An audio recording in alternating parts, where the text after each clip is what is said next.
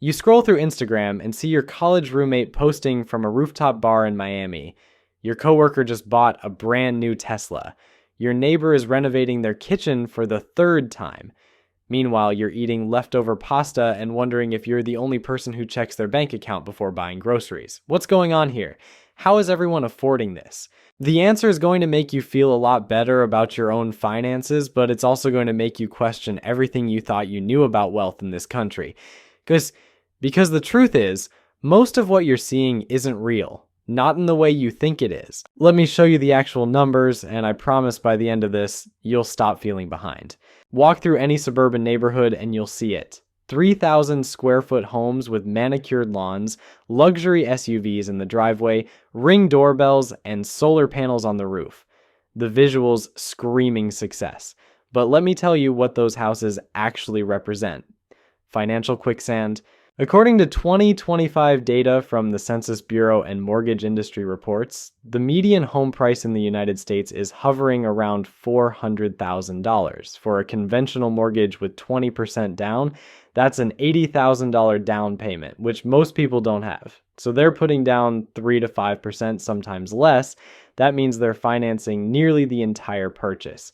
Run the numbers on a $400,000 mortgage at current rates, roughly 7%, and you're looking at a monthly payment of around $2,600. Add in property taxes, insurance, and HOA fees where applicable, and that payment easily climbs to $3,000 or more.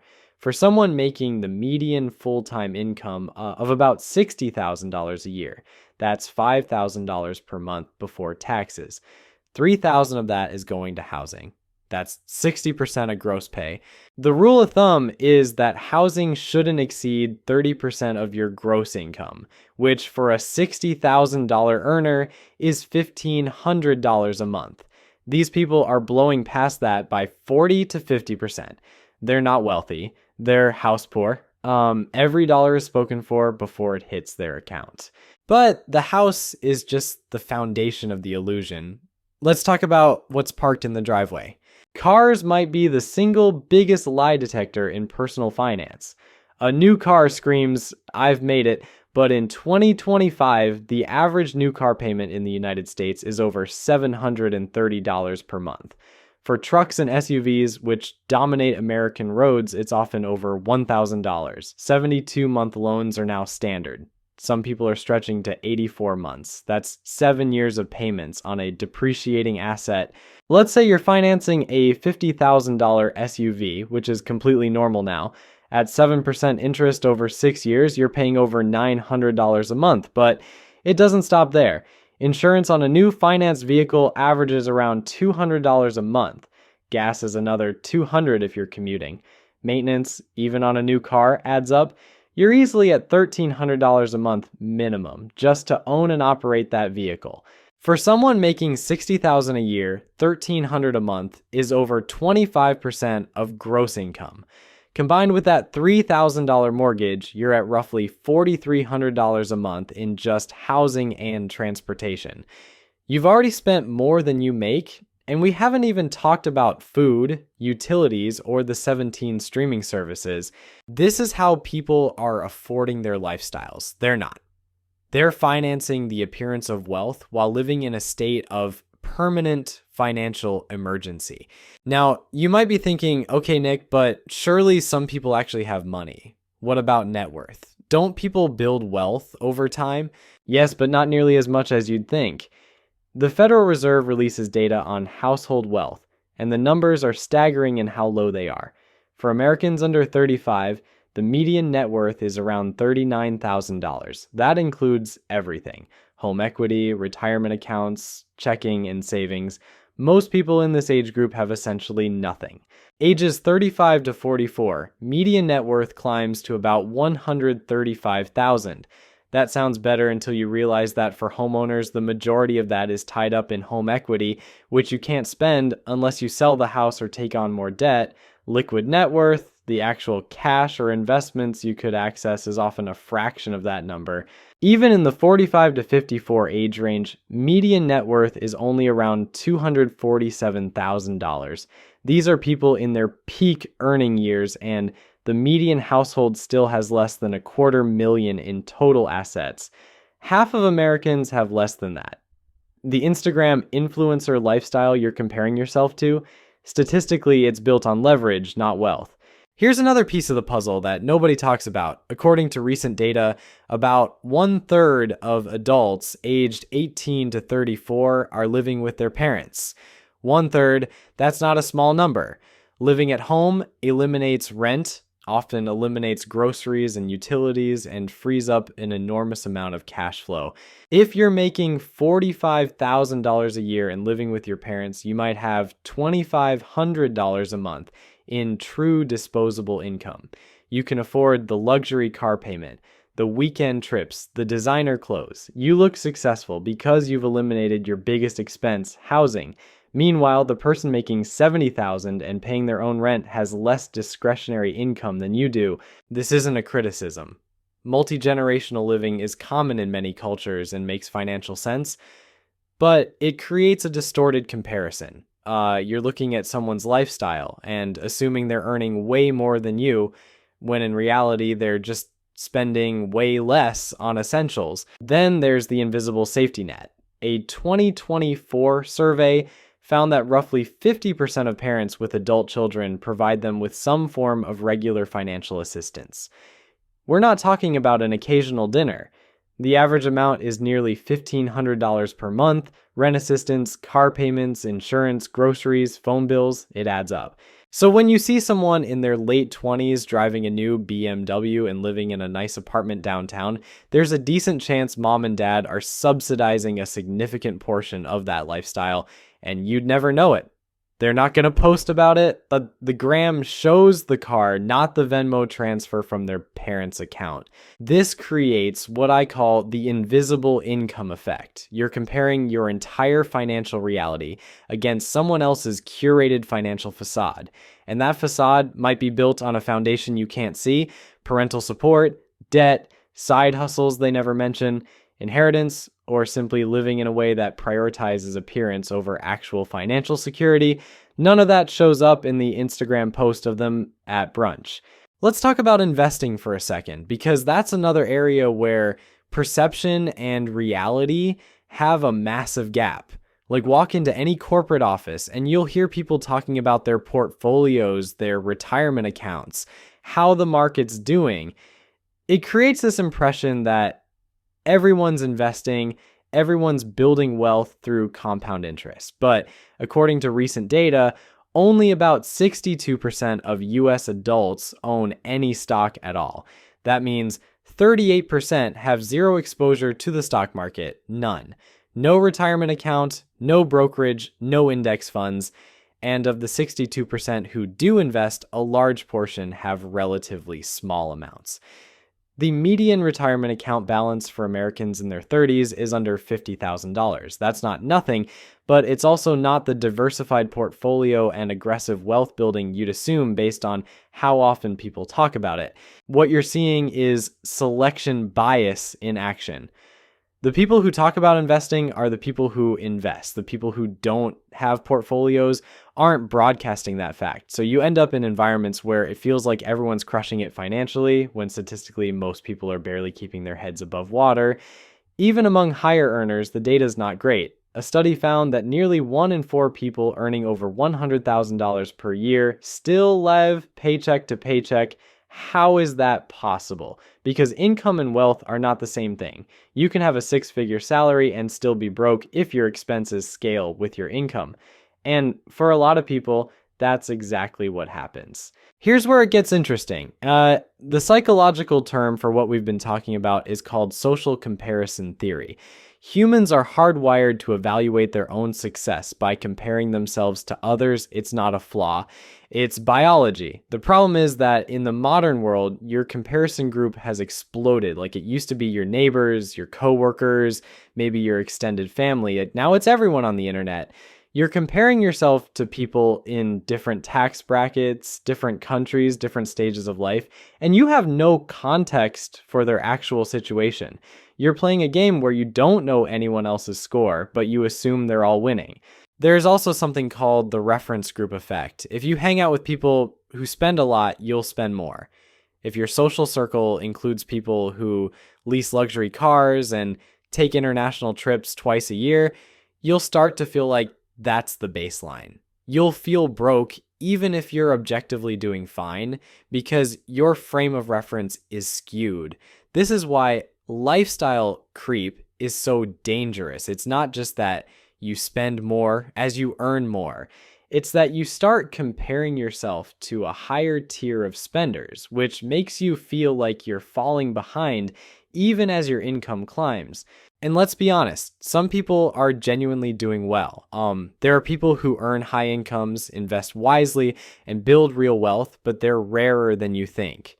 According to IRS data, only about 9% of households earn over $200,000 per year. Only about 1% earn over $500,000. The ultra wealthy you see online, the people with the Lamborghinis and the beach houses, they're statistical outliers. You're comparing yourself to the top fraction of a percent and wondering why you can't keep up. It's like watching Olympic athletes and feeling bad that you can't run a 4-minute mile. The comparison itself is fundamentally broken. There's another factor we haven't touched yet: side hustles. According to a recent survey, about 45% of Americans have some form of side income. That could be freelancing, gig work, a small business, selling stuff online, whatever. And a lot of that income goes unreported or underreported on social media. You see someone living a lifestyle that doesn't match their day job, and you assume they're either in debt or secretly rich. The reality might be they're pulling in an extra $2,000 or $3,000 a month from something they barely mention. That's not deception. It's just privacy. But it warps your perception of what's normal. Then there's timing. Someone might post about their new car in month 1, their vacation in month 3, and their home renovation in month 6. You see all of it condensed into your feed and think they're doing all of this simultaneously. But in reality, they saved for the car for 2 years, used credit card points for the vacation, and the renovation was a small project they stretched over 6 months. You're seeing the highlights compressed into a timeline that makes it look like constant luxury when the actual experience was much more modest. Credit cards play a huge role here too. The average American has about $6,000 in credit card debt, but plenty of people carry way more than that. It's entirely possible to fund a lifestyle that looks affluent by running up balances you can't actually afford to pay off. And from the outside, you'd never know. The vacation looks the same whether it was paid in cash or charged to a card at 22% interest. The appearance is identical, the financial reality is completely different. Here's what this all means for you. If you're sitting there feeling like you're failing because you're not keeping up with the people around you, there's a very high chance you're doing better than you think. If you're saving anything, if you're staying out of high interest debt, if you're investing even a small amount consistently, you're ahead of a massive portion of the population. The quiet financial wins don't get posted. Nobody's flexing about paying off their credit card or hitting a savings goal, but those are the things that actually matter. The lifestyle you're seeing around you is often a mixture of debt, help, timing, and selective presentation. Some of it's real. A lot of it isn't. And the only person whose financial situation you actually know is your own. So what do you do with all of this information? How do you actually operate in a world where financial reality is hidden behind a carefully curated facade? First, you have to get comfortable with the fact that you'll never have complete information about anyone else's finances. And that's actually liberating. You're not supposed to know. It's none of your business, and their situation is none of their business either. The comparison game is rigged from the start because you're comparing your internal experience, all the stress and uncertainty and trade-offs, to someone else's external projection. That's not a fair fight. You'll lose every time. Second, you need to redefine what success actually looks like for you. Not what it looks like on Instagram. Not what your parents think it should be. Not what your high school friends are doing. What does financial stability mean in your actual life? For some people, it's owning a home. For others, it's having 6 months of expenses saved. For others, it's being debt-free or being able to quit a job they hate without panicking. There's no universal scorecard. The moment you start chasing someone else's definition of success, you're back on that treadmill we talked about earlier, running toward a finish line that keeps moving. Third, and this is crucial, you have to start celebrating the invisible wins. Paid off a credit card, that's a massive accomplishment, even if nobody sees it. Hit a savings goal, that's real progress.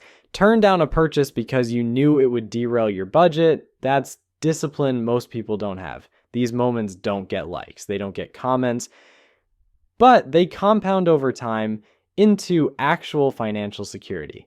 The flashy stuff, the new car, the vacation photos, those are often the opposite. They're visible markers of money leaving your account, not building up in it.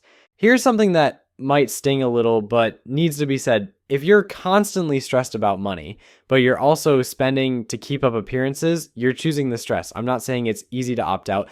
Social pressure is real. But every dollar you spend trying to look successful is a dollar you're not spending on actually becoming successful.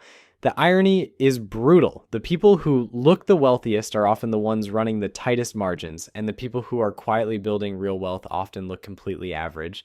Let's talk about the math of opting out. Let's say you're making that median $60,000. You're renting a modest place for $1,500 a month instead of stretching for a $2,000 mortgage. You're driving a paid off 10-year-old car instead of financing a new one for $700 a month. Right there, you've freed up over $1,000 a month compared to someone trying to project success. Over a year, that's $12,000. In 5 years, that's $60,000 plus investment returns. If you're putting it to work, that's a down payment. That's a career change fund. That's freedom. But it requires being okay with looking less successful than you could appear to be. And look, I'm not saying live like a monk and never enjoy anything. That's miserable and it's not sustainable. But there's a massive difference between intentional spending on things that genuinely improve your life and reflexive spending to maintain an image. One of those builds wealth, the other one burns it. You also have to get honest about what trade-offs you're willing to make. The person with the beautiful house might be working 70 hours a week and never sees their family. The person with the new car might be eating ramen 4 nights a week to make the payment. The person taking exotic vacations might have zero retirement savings. Everyone is making trade-offs. Everyone. The difference is that most people only show you the upside of their choices and hide the downside. You're seeing their vacation, not their credit card statement. You're seeing their car, not their stress about the payment. You're seeing their house, not the fact that they can't afford to furnish half the rooms. One more thing. If you're getting family help, own it. There's no shame in it. Multi-generational wealth transfer is how most people build financial stability. The shame comes from pretending you did it all yourself when you didn't. If your parents helped with a down payment, that's a gift, and it's a huge advantage. It doesn't make you less capable. It just means you had help. But when you pretend that help doesn't exist, you distort everyone else's perception of what's achievable, and you contribute to the exact problem we've been talking about. Here's the bottom line. The financial lives you're seeing around you are mostly illusions. Some of it's debt, some of it's help, some of it's selective presentation, and some of it's real, but even the real stuff comes with trade-offs you're not seeing. The median American is not living large. The median American is scraping by, making trade-offs and trying to project stability even when they don't feel it. If you're saving anything, if you're investing anything, if you're staying out of high interest debt, you're doing better than a huge portion of the population. You're just not posting about it, and that's fine. Financial security is quiet. It doesn't announce itself. It doesn't need validation. It just accumulates in the background while everyone else is performing. Stop measuring your progress against someone else's highlight reel. Measure it against where you were a year ago. Are you better off now than you were then? That's the only comparison that matters. Everyone else is on their own timeline with their own advantages, their own help, their own debt, and their own stress. You'll never have the full picture, so stop trying to compete with a mirage. The math is simple. Spend less than you earn. Invest the difference, avoid debt, repeat. It's not glamorous. It won't get you followers, but it works. And 20 years from now, while everyone else is still trying to look rich, you'll actually be building something real. Look, I get it. It's hard to watch people around you seemingly win at life while you're clipping coupons and driving a car with a questionable transmission. But here's what nobody tells you. Most of those people aren't winning, they're performing, and the performance is expensive, exhausting, and ultimately empty. The next time you see someone posting from their beach vacation or pulling up in a brand new truck, remember this conversation. Remember the numbers. Remember that what you're seeing is probably a carefully constructed facade built on a foundation of debt, family money, or trade-offs they'll never mention. You're not falling behind. You're just refusing to play a game that's designed to make you lose. The people who actually make it financially are the ones who figured out that nobody's keeping score except them.